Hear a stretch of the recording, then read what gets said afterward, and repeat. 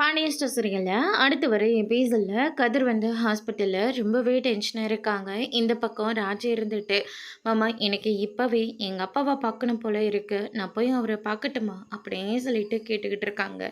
ஏற்கனவே இப்போதாம்மா எல்லாருக்கும் எல்லா உண்மையும் தெரிஞ்சிருக்கு. அதனால் நீங்கள் எல்லாருமே ரொம்ப பதட்டமாக தான் இருப்பீங்க. அதனால் கொஞ்சம் பொறுமையாக இருங்க. ஏன்னா உங்கள் அப்பாவுக்கு ஒரு பக்கம் ட்ரீட்மெண்ட் போயிட்டுருக்கு, கதிர் வேற கூட இருக்கா. அது மட்டும் இல்லை, உன் சித்தப்பாவும் உங்கள் அம்மாவும் இப்போ தான் ஹாஸ்பிட்டலுக்கு போயிருக்காங்க. அதனால் கொஞ்சம் பொறுமையாக இருமா அப்படின்ற மாதிரி சொல்லிடுறாங்க. அதுக்கு அடுத்ததாக ராஜி இருந்துட்டு சரின்னு சொல்லிட்டு கதிருக்கு வந்து கால் பண்ணுறாங்க. கதிர் இருந்துட்டு, ராஜி நீ எதுக்காகவும் கவலைப்படாத, உங்கள் மாமாவுக்கு சீக்கிரமாக சரியாயிடும் அப்படின்ற மாதிரி சொல்லிடுறாங்க.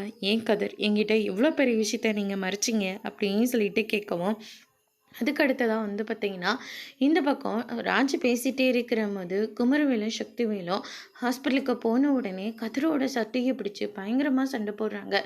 என் பெரியப்பாவுக்கு இவ்வளோ பெரிய பிரச்சனை இருந்திருக்கு, ஆனால் நீ ஒரு வார்த்தை கூட சொல்லாமல் இருந்துட்டல, அவரை நீயே கொண்டுட்டு கூட இருக்கிற சொத்தை எல்லாத்தையும் ஹாட்டியை போட்டுருவில்ல அப்படின்ற மாதிரி சொல்லிக்கிட்டு இருக்காங்க. உனக்கு சொத்தை தவிர வேறு எந்த விஷயமும் உனக்கு பேசவே தெரியாதா, எப்போ பாரு சொத்தை சொத்துன்னு சொல்லிக்கிட்டு இருக்க அப்படின்னு சொல்லிட்டு கேட்டுக்கிட்டு இருக்காங்க. அதுக்கு அடுத்ததாக வந்து பார்த்திங்கன்னா, இப்போ தான்டா உங்கள் அப்பா எல்லா பிளானையும் சொல்லிட்டாரு, எங்கள் பெரியப்பாவுக்கு எதனா ஒன்று ஆச்சுன்னா நீ தானே அந்த வீட்டோட வாரிசு ஆகிடலான்னு பார்த்த, அது மட்டும் நடக்கவே நடக்காதுடா அப்படின்ற மாதிரி சொல்லிக்கிட்டு இருக்காங்க. இதை கேட்ட கதிருக்கு ரொம்பவே கோவம் வருது. அதோட பிரேம முடிச்சிருக்காங்க.